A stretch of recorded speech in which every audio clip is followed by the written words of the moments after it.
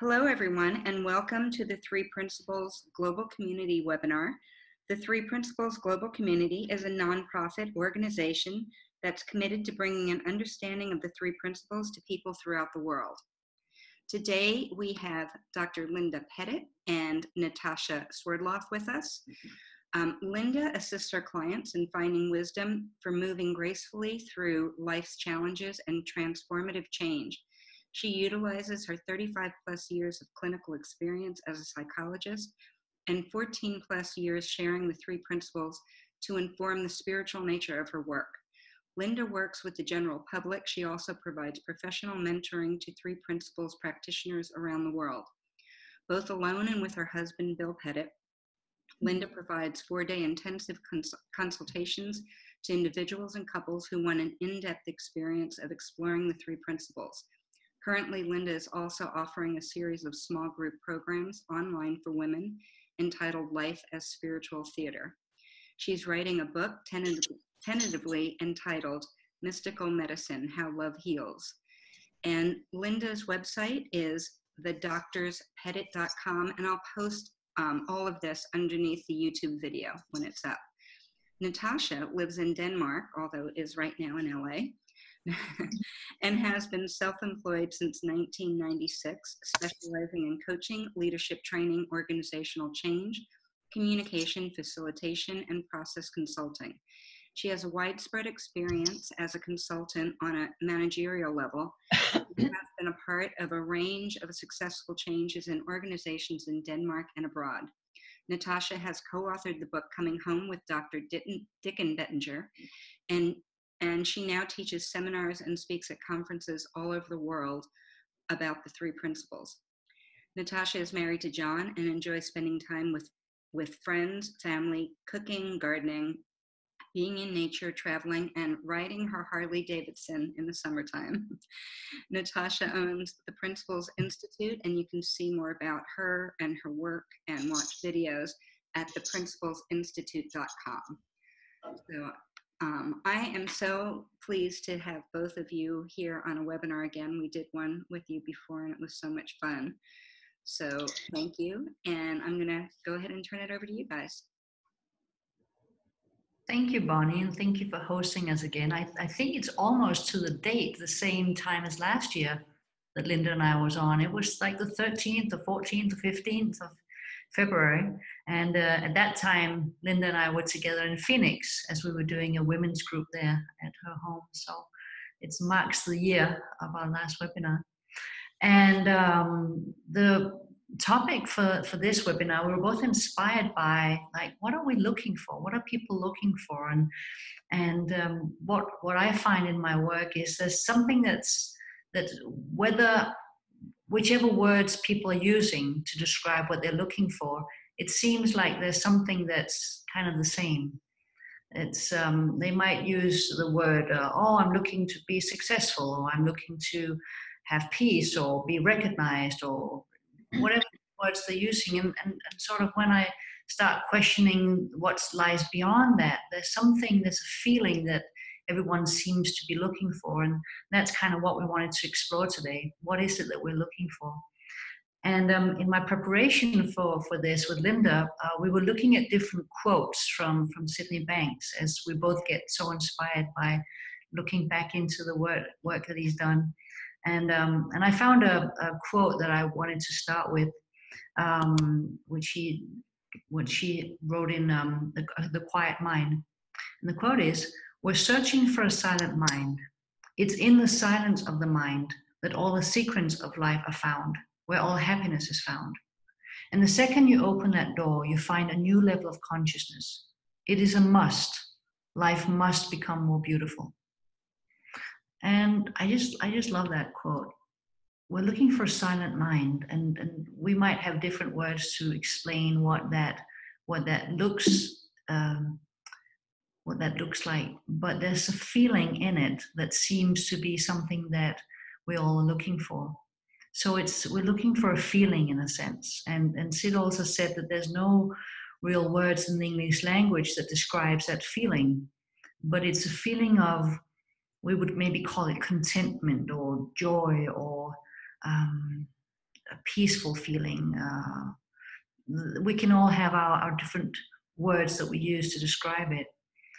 And now this feeling, this space that we're looking for, this silent mind, it's one of the confusions that I see in the clients that I have or in the seminars that I teach is that people are confusing where to look for it. Because it can seem as if, and society kind of dictates that it's something that we find by being successful or getting that house or getting that special one and only.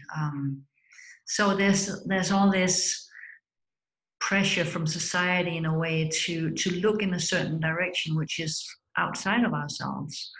And people do all sorts of things to find this silent mind. I just spent some time in Costa Rica with Dick and he had his wife Kwesi with, and I had my husband John with, and we spent time at the beach. And it was so interesting watching the surfers. And I had a chance to speak with one of them again. I said, what is it that you love about surfing?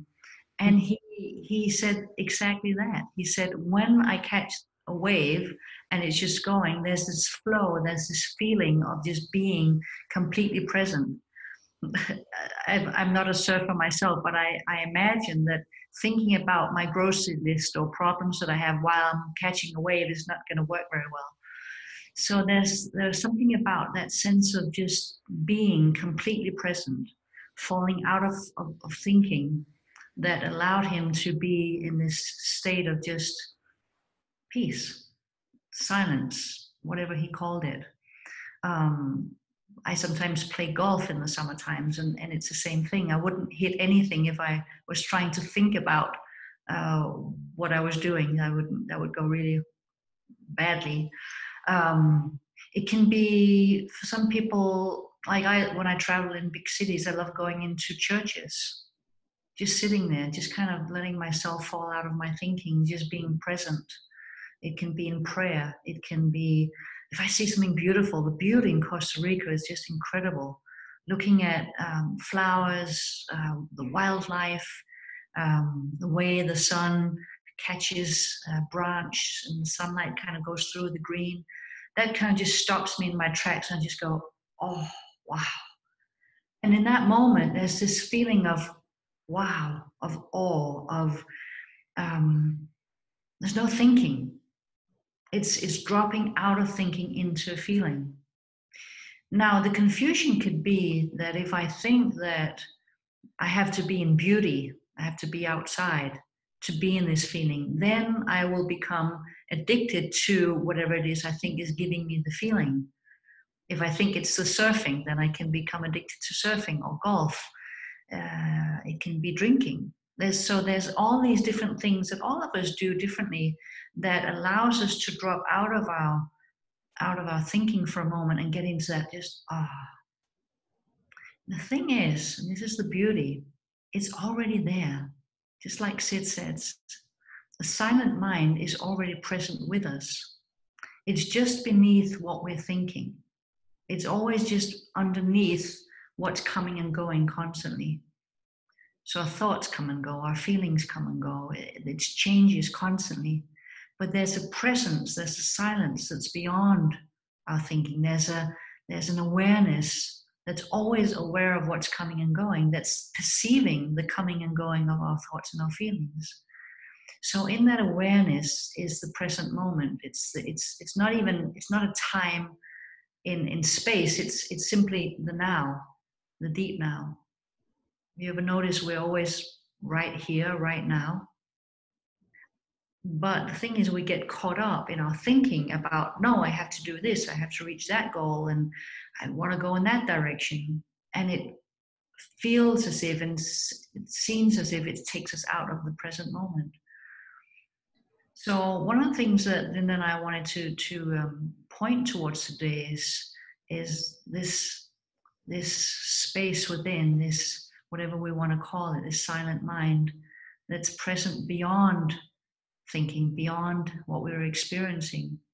It's always right here, right now, whenever we fall out of our thinking.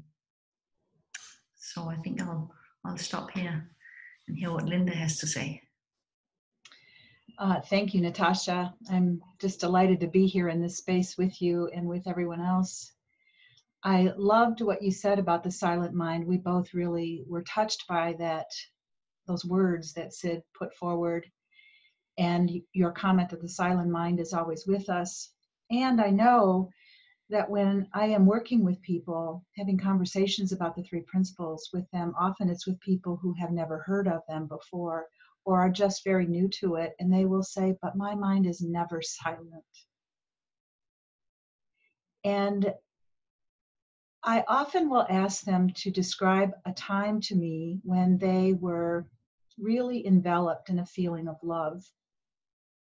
And people will go different places. Sometimes they'll talk about, well, when I hold my baby, I just have this extraordinary feeling of love. Or when I'm out with my pet running in the pet field, I have this extraordinary feeling of just loving. Or when I'm with my partner and we're just cuddling each other in bed, or maybe we're being sexual, I'm just in this extraordinary feeling of love.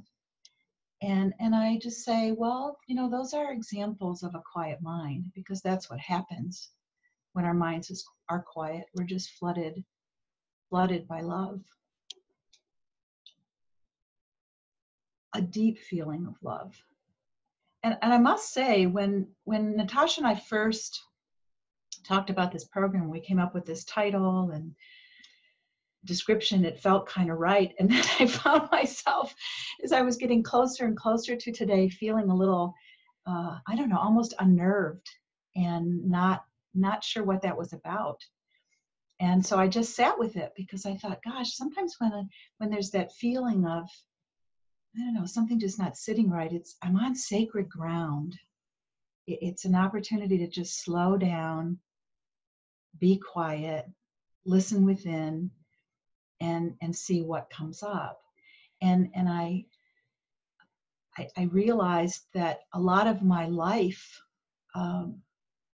prior to learning the three principles was about trying to help people find their purpose and live on purpose. And that I had searched for some understanding of what the purpose was to life, especially in times when life got dark, when there were significant challenges in front of me. And I know that the three principles understanding has really contributed to this. Now, when I look back across my 65 years, I realize that there was never a point when I wasn't on purpose, that I was right where I needed to be. And in those moments when I was flooded in love, when I just showed up, the I that I really am, the I that Natasha spoke of, that's in the silent mind, that's always behind our thinking, that love just flooded from me, and it showered anything I was doing in the moment. And there were other times when I couldn't necessarily feel that love. My thinking was heavy, or I was really gripping it to me. But even in those moments, there were lessons to be seen. There were lessons to be viewed. And as soon as they would come through, the beauty would flood back. I spend a lot of time right now with my 20-month-old grandson. I have him with me every Friday. Bill and I just enjoy that day. And especially me, because I do this in my schedule, I just put everything aside and I'm just with him, just present, just playing, just listening, just watching to see what he looks at, seeing the world through his eyes as much as I can, knowing that I don't know what he thinks, but I can look and notice where his consciousness goes. And that is such a beautiful thing, that love just floods through and is felt in that connection with him. And I really feel in that moment that this is the purpose of life. It's the only purpose worth looking for, is to show up and be in the moment in love. I had a really big lesson with that this past year. I had a knee replacement 6 months ago, and it went very well. And the first 2 weeks afterward were pretty cool. I thought, wow, I can do this. I don't even need a lot of medication. And I'm just, moving forward. I can already walk, and look, I can drop my cane, and I don't have to use the walker. And then about 2.5 weeks in, when all of the anesthesia from the surgery and all the guards they had put even in the knee to prevent me from experiencing pain wore off, and suddenly I got hit with more pain than I knew it was physically possible for a human being to experience. And I was humbled and found myself in the moment at times writhing, just writhing with nerve pain, thinking, I can't do this. I can't experience this. I can't go on with this. And of course, my brain would go a little crazy. What if this is the way life is for the rest of time you're here? But I also saw something really profound in those moments. I really saw that I wasn't alone in that I could feel the energy of something behind me, simply with me, holding me, and a deep feeling of love for myself in that moment flooded through. And it was really very beautiful to just be in that space and to know that I could love myself and hold the experience and see something beautiful even in that. I don't know that I would have had the capacity to do that with as much grace as I do now because of this three principles understanding, because it has pointed me to truth, and because it has given me a certain certainty that even when I, at the human level, can't see something, that certainty that it is there, that energy that I am is always with me, because I am it, will take me through even the most difficult times. And so I look back at that and I think, wow, that was a moment of beautiful experiencing of purpose. I was curious about the word purpose and the fact that I had this little resistance to it, and I looked it up in the dictionary, and I always love looking at the root words of things. My husband Bill has taught me to always look to the Latin, and was interested to discover that the root word of purpose is really to put forward. And I thought, wow, that just kind of, for me, says it all, that we're here to put forward in every moment love. And anytime we're doing that, and even when we're not, when we're momentarily in our thinking and not feeling the love, there are always lessons to be seen, doors to be opened that take us back to that place.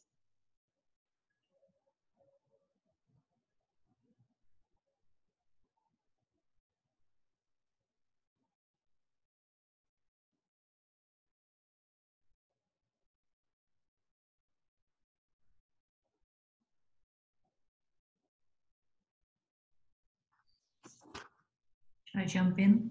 Yeah, please do, Natasha. Oh my gosh, that was so beautiful. I got all quiet. I love that. I haven't looked at the word purpose put forward, but and it made me realize that it's one of the things that when we're doing well, when people are in a good place, that's what we do, don't we? We put forward love. Anywhere in the world that I travel, people who are poor or sick, or if they have well-being inside, they're generous, they're helpful, they're kind, they're compassionate. There's something in this love that comes out of us, that's put forward when we're in a good when we're in our well-being. And I love that it's so universal. And I love that love it's such a good example of something that we can't explain. everybody has a sense of love, but it's like it can be love for a pet or a hobby or that. But love is itself is like, why do you love someone? Can you make a list? No, right? Why do you love Luke, your grandson? You just do more than anything, right? Like I love my grandchildren too. It's just so. I work very similarly to you, Linda. When I work with people, who said, "Oh, there's no silence ever. It's like constant 24/7 blabber." But then there's always, you can always kind of point to. So do you have children? Do you recognize the time when you're sitting with your child and you're not having the blabber? And they usually do. There's always something you can find where they actually do have a sense of this silent mind, even for an instant. And that's always so interesting to point to and have them kind of taste that, even for a moment, because once they've seen that that's actually with them, without them doing anything, then it becomes more familiar, and then they can keep coming back to that space. So we're not really talking about, being quiet. You can have a silent mind because it is silent, but you can have talking or noise around. Sometimes people say, "Oh, I can't possibly have a silent mind at my office because there's hundreds of people around me." But there's a silence that's beyond the quiet, and that's the deep sense of stillness that we have inside. And it's a presence, it's a silence, it's a stillness, and there's no doer of it. There's no creator of it. Right? We might think, "Oh, I have to create or do something. What are the 5 steps that I need to take to create this silence?" There's no doer of it. So sometimes we look for something outside. We look for this silence in our relationships or in our work or in our hobbies or through substances or whatever we try to find this silence that there's no doer of. So we're looking in the world of objects very often to find something that isn't an object. We're looking in the wrong direction. That which we're looking for is formless. Silence is formless. So there's no thing in the world we can do. There's nowhere to go to find something in an objective world that's actually outside of us in the formless. It's also one of the things I love that you and Bill speak about often, Linda, which is that there's nothing broken. Well, no, because what we are is formless. How are you going to break something that's formless? Like in the room that I'm in right now, is just space. Even if I took a knife and I started stabbing in the space, nothing would happen to the space because it's formless. I can take an object in here and smash it and it would break, and I'm sure Carrie would not be happy about that. But so only objects can break. Our true essence, who we truly are, is unbreakable because it's not an object. And that's so beautiful and that's so powerful, and that's one of the things that I know both Linda and I love talking to people about, pointing towards, because when people see that, just like Sid said, life must become more beautiful. It must. Because you start realizing your true essence. You start realizing that you are something that is formless.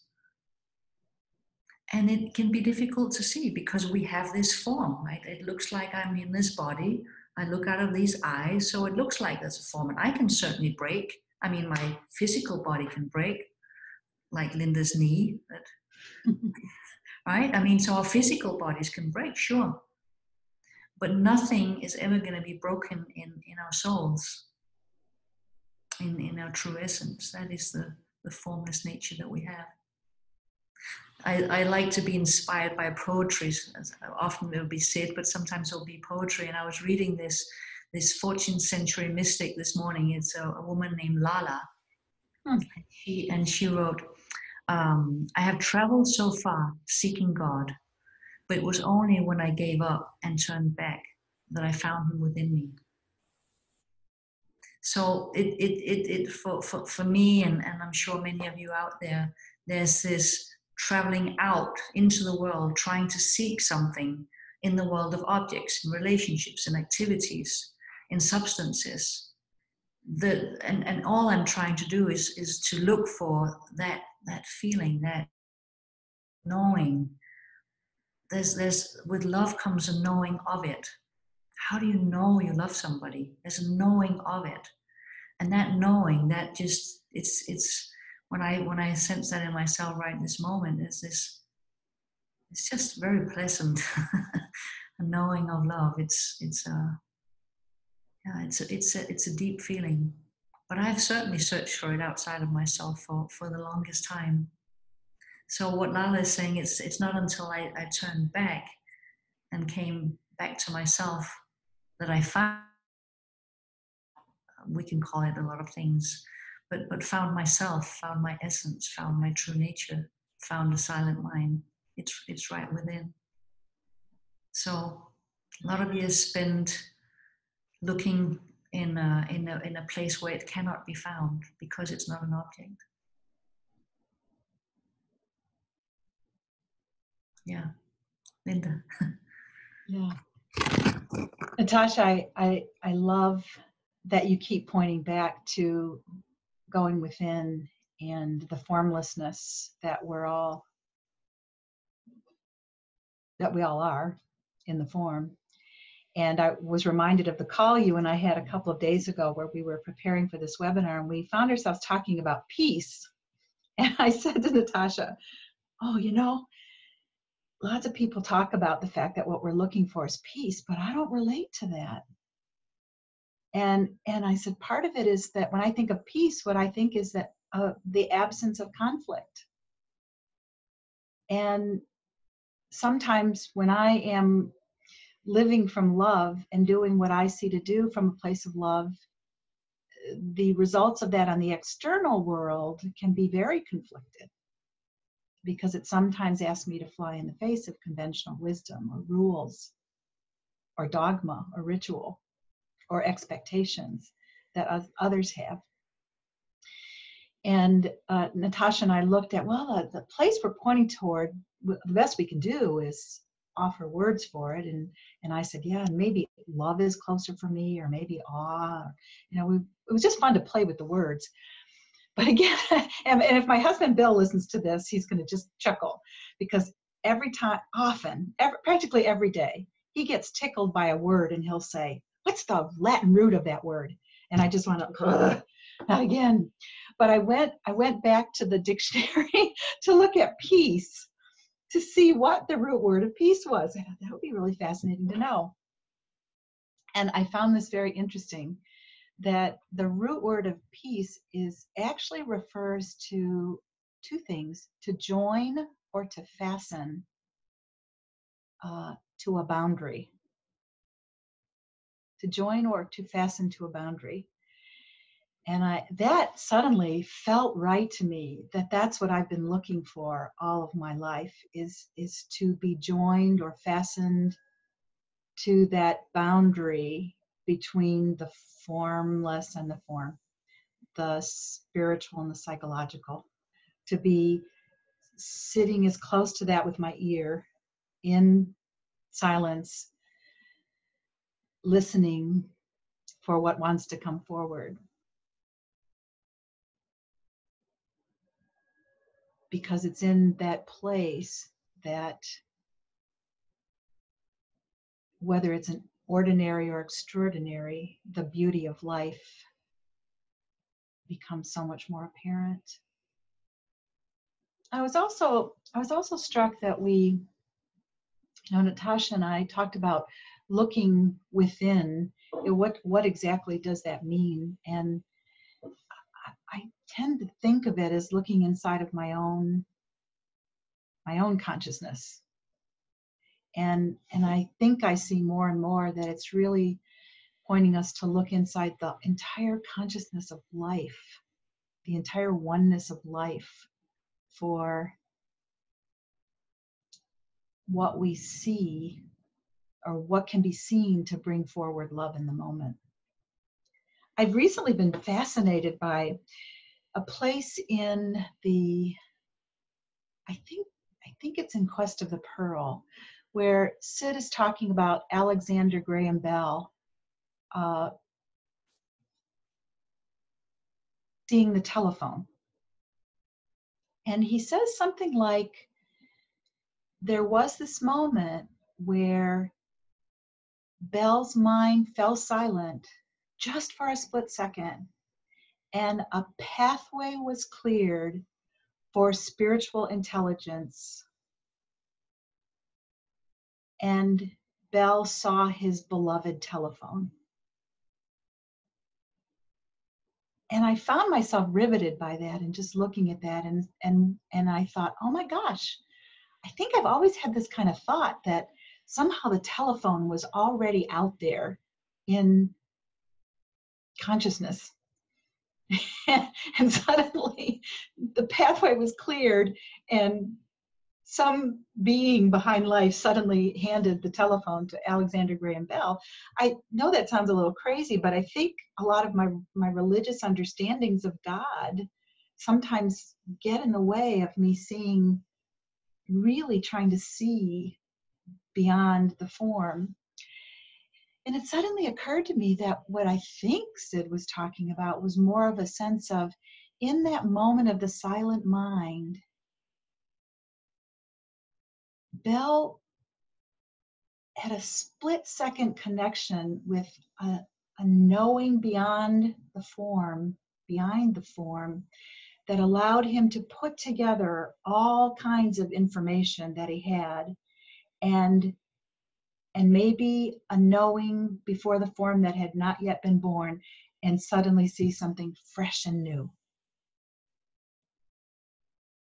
And then that became part of the entire consciousness. That invention became part of the expanding universe and has affected the expanding universe. Who knows how it will continue to affect this expanding universe. I've always been fascinated by the lives of inventors of big things, but on a little Linda scale, that struck me as so beautiful. And I began to realize how much my life matters and how much your life matters, because every moment we have those split seconds of silence and we're able to see and bring together something new into the world, something fresh, something original. And it can be as small as figuring out how to love a particular child, or how to respond to a checkout counter cashier who's nasty to us and maybe is in a bad moment. It can be really tiny and it can be really big. But every time we bring forward something from that spiritual intelligence, and we'll know it because it's always grounded in that deep, beautiful feeling of love, we bring beauty into the world, and that beauty matters. And we can never know how much, even in those really tiny moments, we have affected the evolution of consciousness for the entire world. And that just brings me to my knees in a really beautiful way. Okay, all I have to do is show up in every moment and do my best to be quiet and let love move through me. And then at the end, when I flatline, my life will have been full of purpose.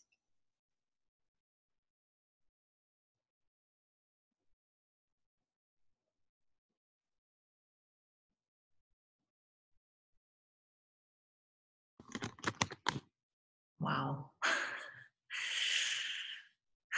That's so beautiful. That conversation we had really sparked a lot of reflection for both of us, didn't it? Yes. Oh, wow.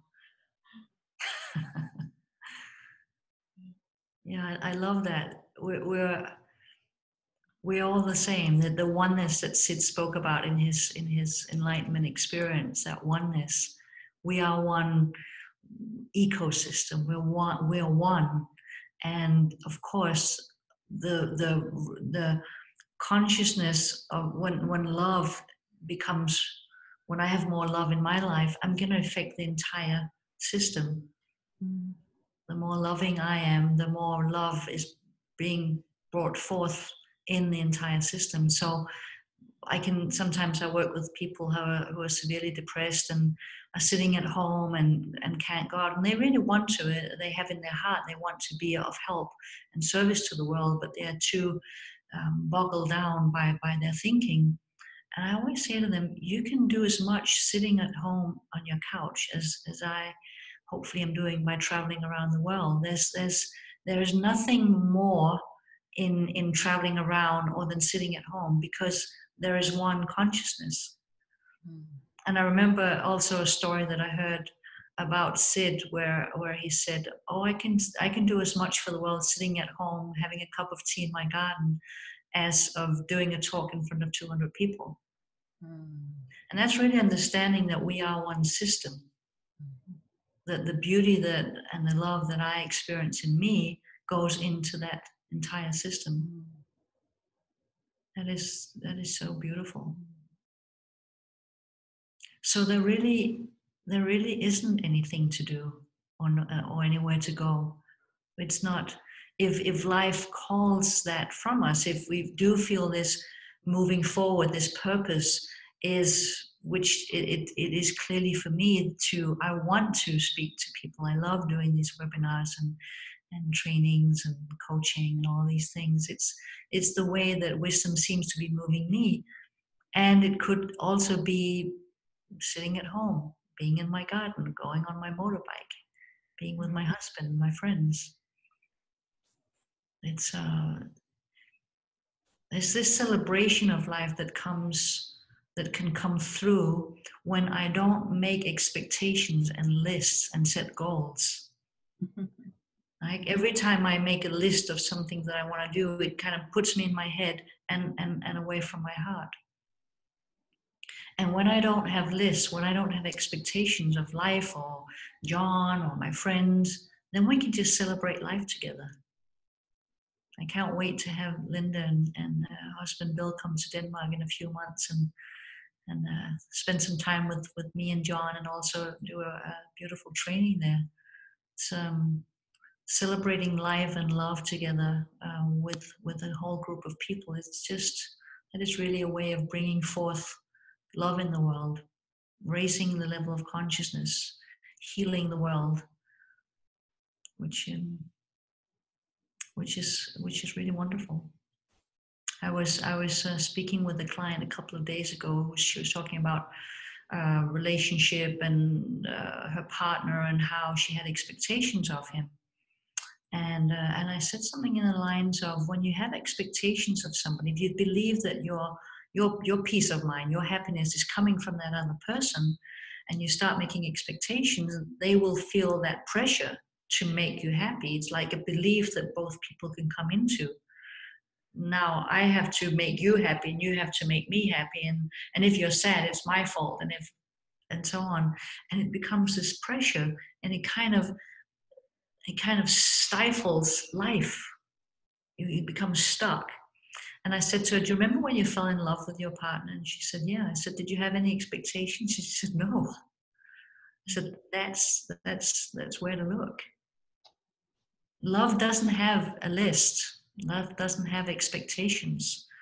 So when I find this space inside, this peace of mind, this silent mind, this content feeling, whatever we choose to call it in ourselves, or God, when I find that in myself, and I don't put expectations for anything or anybody to give it to me, then I'm free. And the other person is free. Now, my husband John I don't expect him to make me happy. And if I'm feeling sad, that's not on him either. And what that means is that we're both free to celebrate life together. And we love it. We love being together, traveling together. It's not that we smile every day. It's not that we have our ups and downs like everyone. But it doesn't come from the other person. Neither our ups or our downs. So there's this dance and celebration of life that can come through when we don't get stuck in our thinking about what should be and what could be and how we want it to be, and how if I strive enough and I have enough steps where I can go. It's just right here, right now, always. And sure, I forget that. I forget that. And then I remember. And when I remember it, sometimes it takes a little while until the bubbling feeling of life comes through me again, but it always does. And the knowing of that, that is beautiful. The knowing that without a shadow of a doubt, that always is there in the deep part of my own being. And there's nothing that I have to do. It's a beautiful reminder.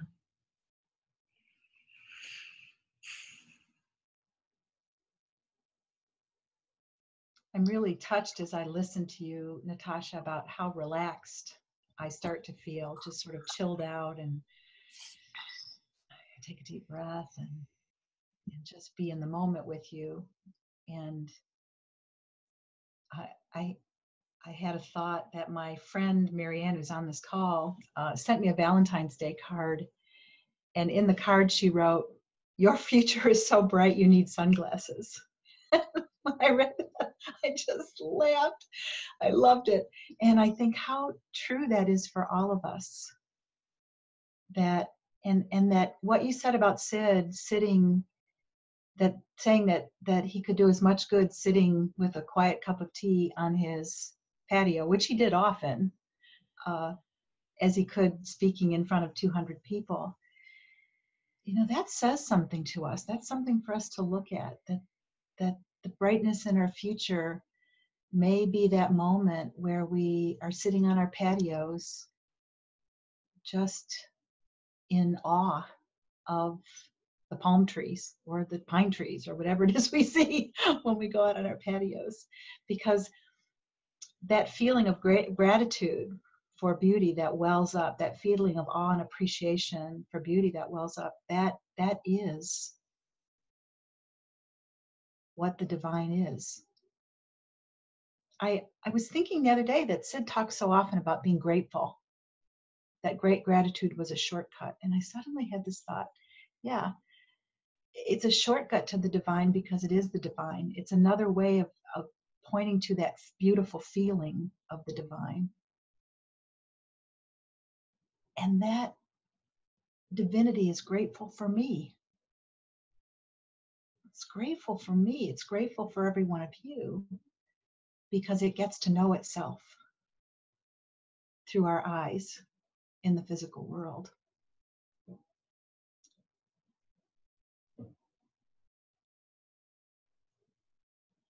Yeah, that's kind of a beautiful, beautiful thought.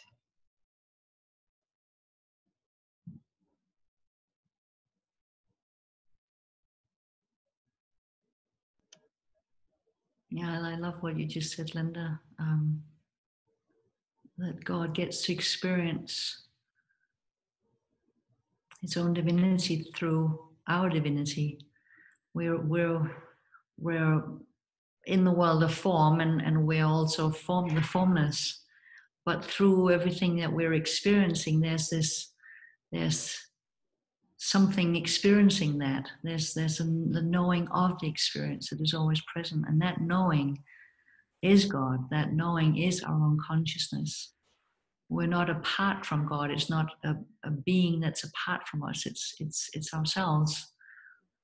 And through I sometimes think about everything in the world being so diverse and we look different and we feel different and we have experiences that are different. But there's something that's exactly the same, which is the knowing of it, the knowing of the experiences.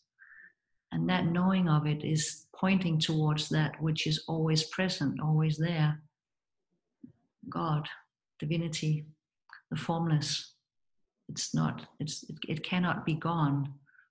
Even if there was a point in time where this room that I'm in right now, where the walls were not here, but the space was here. And there probably will be a day where the walls will be gone again, and the space is not going to be, it's going to be gone. The space will still be here. So there's something that's always here. Our own divinity is always here, even if the body isn't. Our body is an object. It's a form, but there's something that doesn't come and go, which is the formless. It's always going to be present. So for me, it's so beautiful to look at what doesn't come and go, what can't come and go, what is always there. What is it that's always giving of itself? And for me, the generosity that life gives us by constantly bringing us forth, that generosity is love. And so for me, when we are generous with our time or our money or our just being helpful to another human being, we're more like God ourselves. We become one with who we truly are. So I find in myself that when I'm generous in one way or another, there's a joy in that doesn't come from, oh, did anybody see that I'm gave some money for this to this person? Or it's not that. There's just a joy in knowing that I'm of service. There's a generosity of spirit that just feels so loving. And it can be just a kind word. It doesn't even have to be money or time. It just acknowledging somebody. Or so there's something in being in alignment with the generosity of life itself, in the generosity of the divinity, that whenever I am in that space, it's just beautiful. It's the only place that I want to be. And I'm not always there, but it certainly feels good when I am.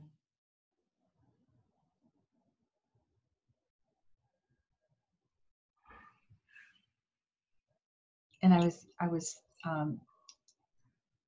thinking, Natasha, why aren't, we're sort of waxing on about how beautiful it is to be with our our ear close to the formless, because we know, as does everybody here, how wonderful it feels to be in that place of beauty and love. So why aren't we there all the time? And it was really interesting. In my Life is Spiritual Theater program, which is, I think I'm running through it the second time, when we get to the 5th week where we're talking about forgiveness, that this thing comes up in conversation that people reflect on, that it's so much easier to see beauty and love and to forgive others than it is to see it in ourselves. It is so much easier to forgive others than it is to forgive ourselves. At least that's what the participants talk about a lot, and I certainly relate to that.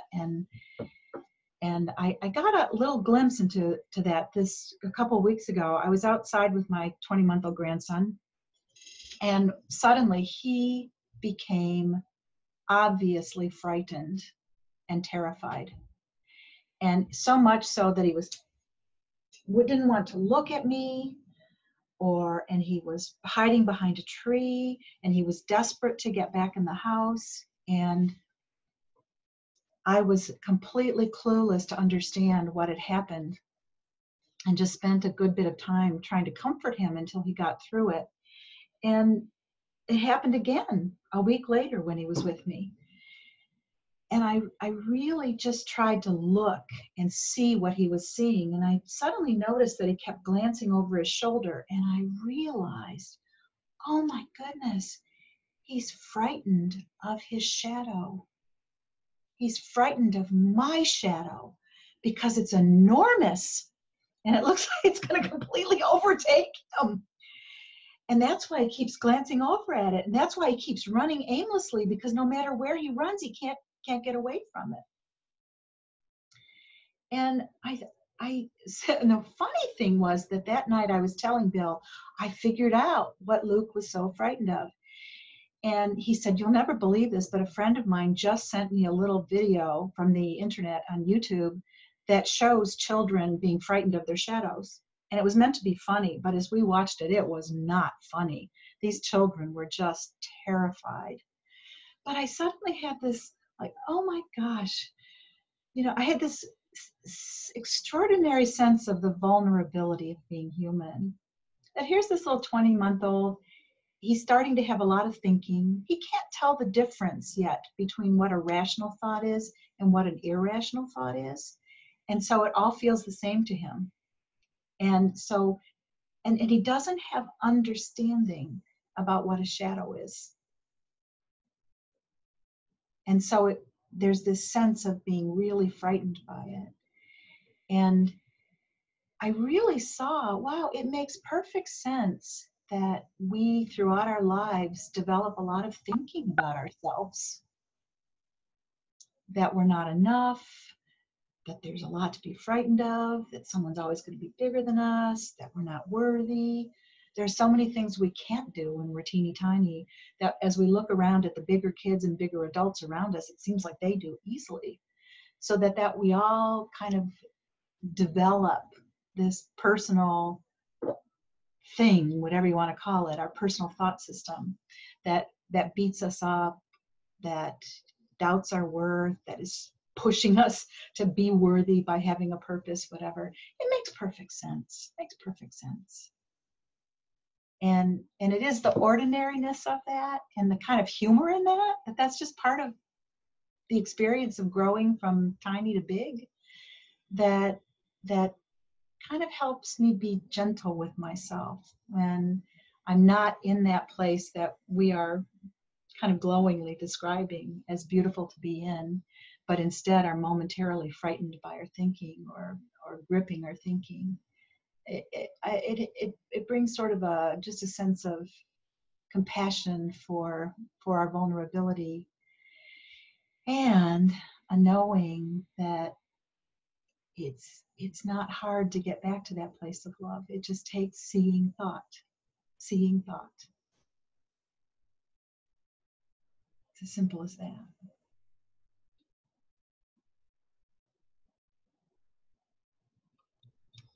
I was wondering, Linda, should we ask if there's some questions out there?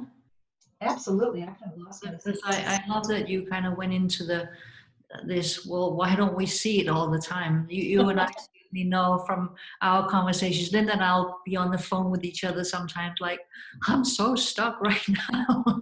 You know, we are, even though we're speaking about this beautiful space, we're certainly not beyond being stuck in our thinking. And I'm certain that there's a lot of you out there that feels like we do. So if there's any questions, we'd love to hear from you. I can see someone on a phone unmuted themselves. I have a question. Can you hear me? Yes. This is Paul Gastrold from Toronto. My question is, sometimes the thinking that covers up that feeling of divinity in me, that connection, is thinking that I need a partner. And any thoughts on when some particular idea like that kind of runs circles around itself, and how do you find to fall back into a connection with something that's true?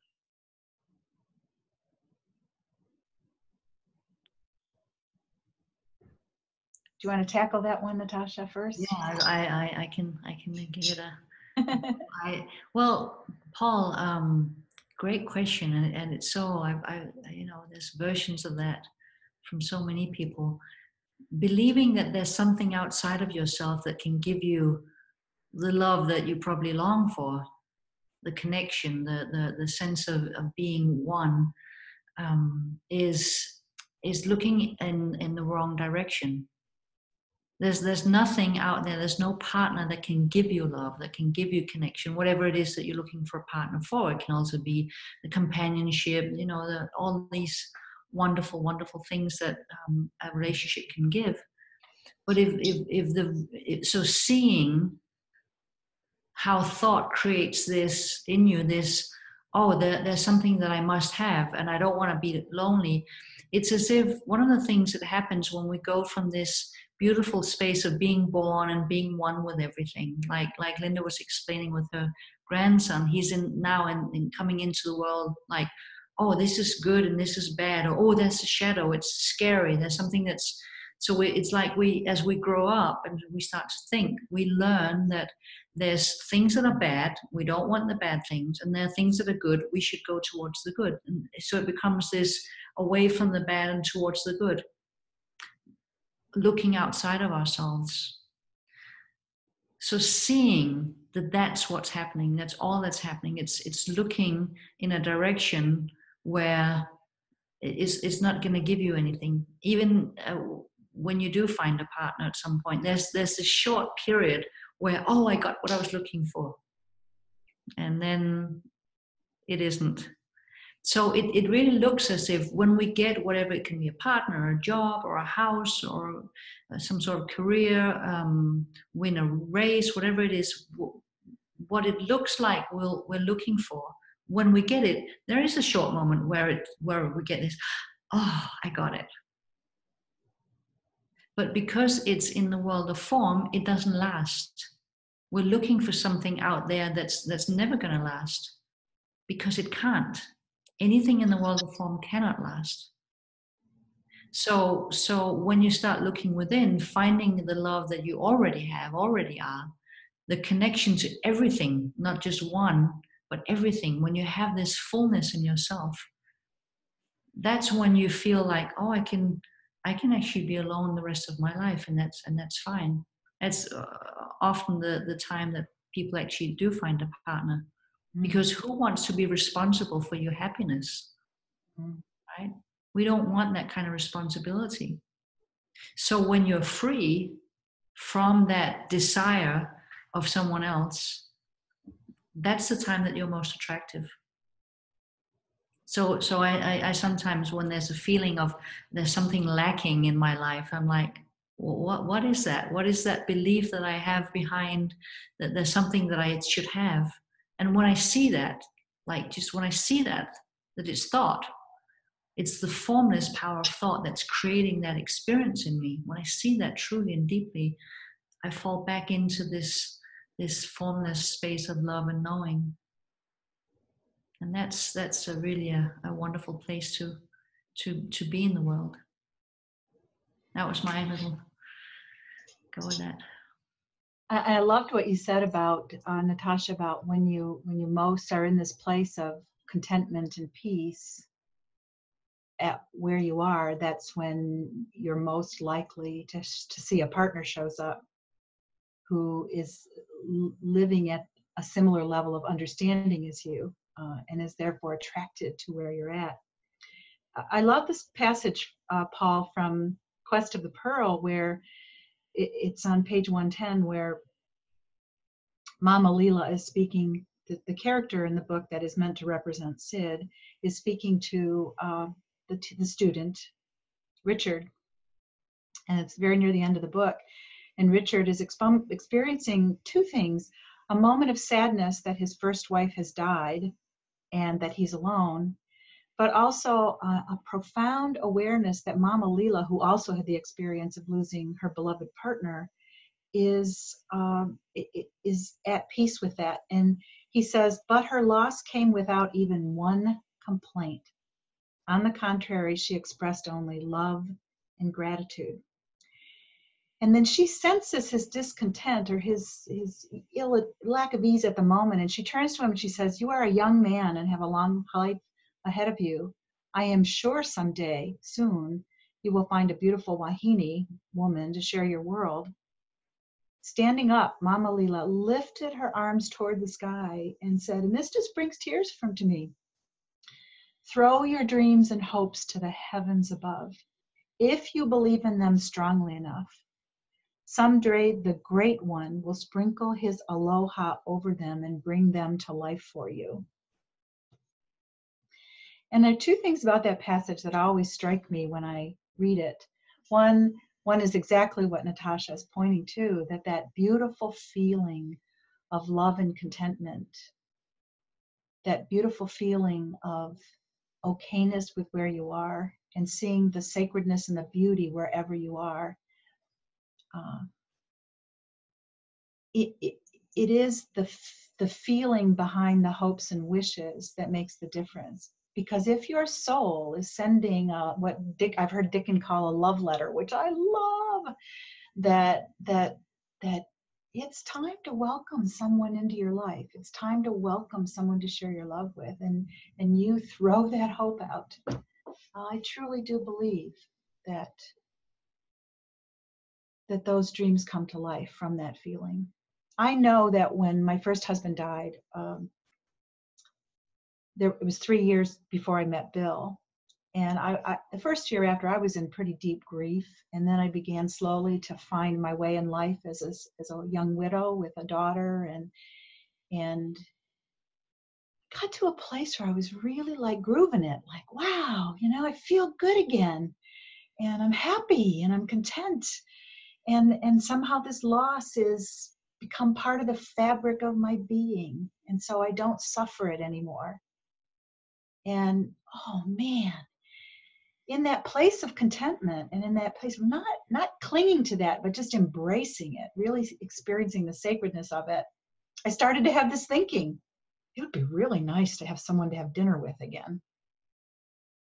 And that was, I didn't experience that as thought from my little brain. It was like this, it wasn't even a longing. It was just like a knowing that I was ready. And bang, there was Bill. I think there's something in there for all of us to look at, whether it's a partner or some other desire that's coming straight up from the soul, that the answer is to not be afraid, to dream it, and then to be in that silent mind again, to allow what will happen to unfold.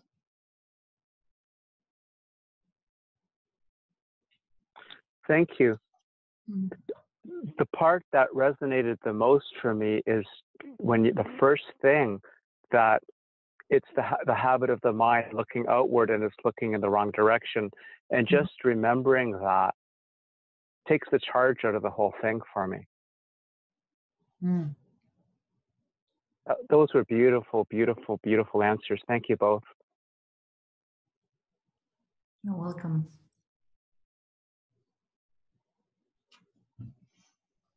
Any other questions out there? I see there are 2 hands raised, and then I think there was a question in the chat. Do you both have time to go on for maybe 15 more minutes? Okay. Sure. So Deborah, how about if you go next? Hi, thanks. Thanks to both of you for being here today. I have 2 totally unrelated questions. The first one was early when you were talking, Natasha, about us not being broken. And it kind of occurred to me, people talk about a broken spirit, and I wonder what you think they mean by that, and if you think that's possible. And then my second question is about love. I have this sense that love is another name for God or the divine. It's just another way that we try to put form to the formless.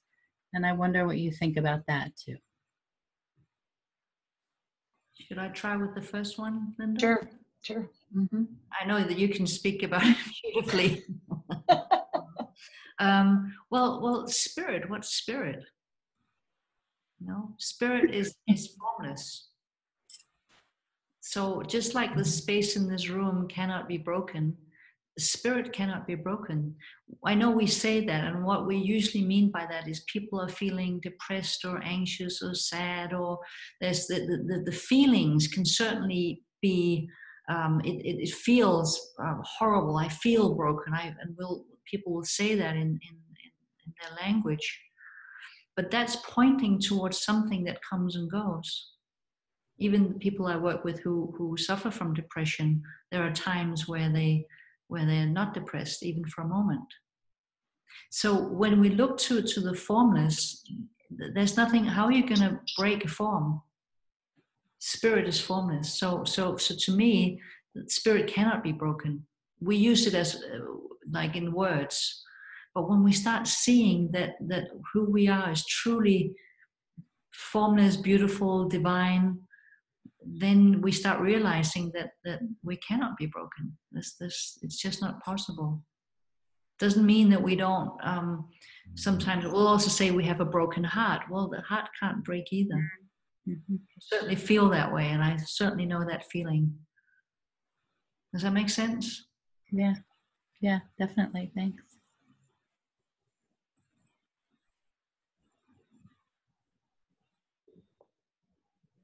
Yeah, Sid Banks would point to, he'd say that if the thought system is jammed,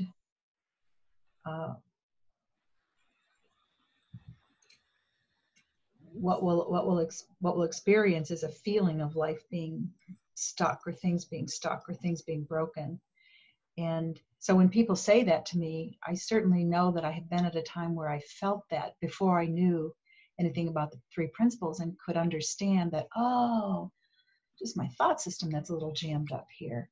Of course, the spirit can't be broken, but it can feel in that jammed place pretty inaccessible, Mm-hmm. because it feels so real. The illusions can feel so real.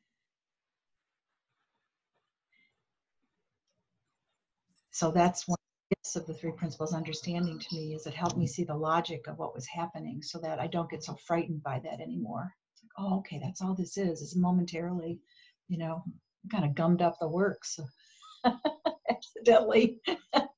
And I just want to go back to that silent mind and see what comes up. The other thing I think is that a lot of times when we feel most stuck, to me, is when something from wisdom is really starting to come through. And I don't know if you've ever sat on a beach ball in a pool, or in the ocean. It takes a lot of energy to sit on it and to not have it come out, so you got to kind of keep doing this and doing that. And then eventually it dumps you off and the water. I think of depression as being a lot like that metaphor, that when we're trying to hold back something that is coming through, it takes a tremendous amount of energy. And boy, but as soon as we get out of its way, we're out of the stuckness. It's so wise and so powerful of a reminder. Yeah. And you had a two-part question. I lost the second one. Can About love. About love. Yeah. I absolutely agree with that it's another word for the formless, or God, or the divine, all the different words we use to try to describe that. And Sid, I think, talked pretty clearly in a couple places about the principles being a metaphor for love. Mm-hmm. Thank you. Welcome. There was one more person. Yeah, Jennifer. Hi there. I hope I can put words to the question, because I'm not quite sure how to put it out there, but I notice I'm getting a bit tangled up with, let's call it my ego, that I'm noticing my natural state when I'm with less thought, and I just feel very loving, and I don't know, the whole world is different. And like, for example, on a day like today, I can just see it's very self-centered thinking, very limiting thought. And then I go into this pitfall of feeling like I'm Dr. Jekyll and Mr. Hyde. Like, like is the ego me? Is it not me? Is it a bad thing that I'm, you know what I mean? Like, it's just stirring up a lot of thought on it. And I'm just wondering if you can speak to that. Linda, do you want to? Well, no, it's so funny. What came to mind was there's a place where Sid says, everything you think the ego is, it isn't. and I just get tickled by the humor of that. That I experienced that too, Jennifer. I had a moment yesterday where I actually got off a call, and man, something happened, and I was just in a really low spot. Just wanted to be left alone. And I think the beauty for me is that now I didn't try to spend any time analyzing it or figuring out. I just knew that a thought, something powerful, was dancing through my body, and so I was having these sensations. But if I just left it be, it would pass pretty quickly. And honestly, Jennifer, when I first started to see that, I remember thinking, oh my gosh, I'm kind of bipolar.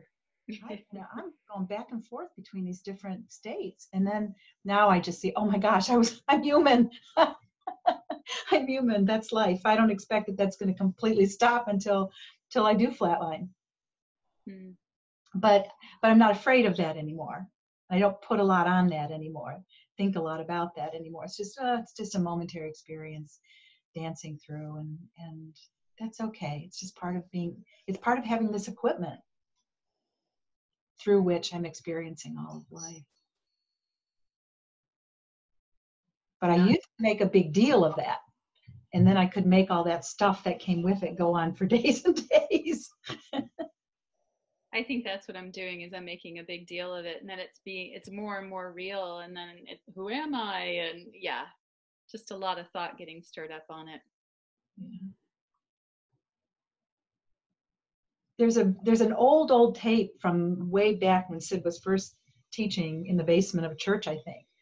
Kind of hard to hear, but he tells this little story that tickles me about how he and his buddy went to the lunch in the plant where they were working, and Sid got up to the serving person and said, I'd like some chili. And this may not be 100% accurate, but the lady gave him chili. And then his buddy next to him, behind him, said, I'd like some chili too. And the lady said, well, I'm sorry, but you can't have any chili. Sid got the last bowl of chili, but we have this really nice fish. And the man said, but I don't want fish. And there was this conversation back and forth about he didn't want fish. And she's saying, that's all I have. So finally he takes fish. And Sid says he came back to the table and he grumbled for the whole 45 minutes about the fact that he didn't get fish. And Sid got the last bowl of chili. And then Sid starts laughing. And he said, but what was really funny is that the next day we got in the line, and for the 15 minutes we were standing in the line, the man was still talking about the fact that yesterday he didn't get chili, he got fish. And when I heard that story, I just started laughing and laughing and laughing, because I saw that I did that all the time. That I had an experience, and then I just keep making it bigger and bigger by thinking about it, talking about it, going back to it. And that was optional. I didn't have to do that. And not doing it relieved a lot of suffering. Thank you. I just wanted to say, sort of, with what we're speaking about, whether we call it having a silent mind, what are we looking for? Whatever we're looking for, if we're looking in the world of form, it's like it's like the ocean, the wave looking for the ocean. We're looking for that which we are. Mm-hmm. So when the wave is looking for something, where is the ocean? Where did it go? It's who we already are. And I think that's so beautiful to know. It helps us through those times where we're just humans, but we're human beings, and the being part is important to realize that we are already that. So I wanted to thank everyone. Lovely being with you, Linda, again. Yeah, it is. Yeah, always sweet. And thank you, Bonnie, for hosting, and thanks everyone for coming today. And it's a privilege to spend time with you all. Thank you. Thank you, Linda and Natasha. This was truly a beautiful conversation. So, I realized when you said in the beginning of the call that you did a webinar right around this time as well. How appropriate, because you're talking about love and tomorrow's Valentine's Day. Right. Beautiful. And I just want to remind everybody that the next webinar is March 15th, and it's with Brianne Grable, who is a new registered 3PGC practitioner. So looking forward to hearing from her. So thank you, everyone, for joining us live, and everyone who's going to listen. Bye-bye. Thank you, everyone. Thanks for coming.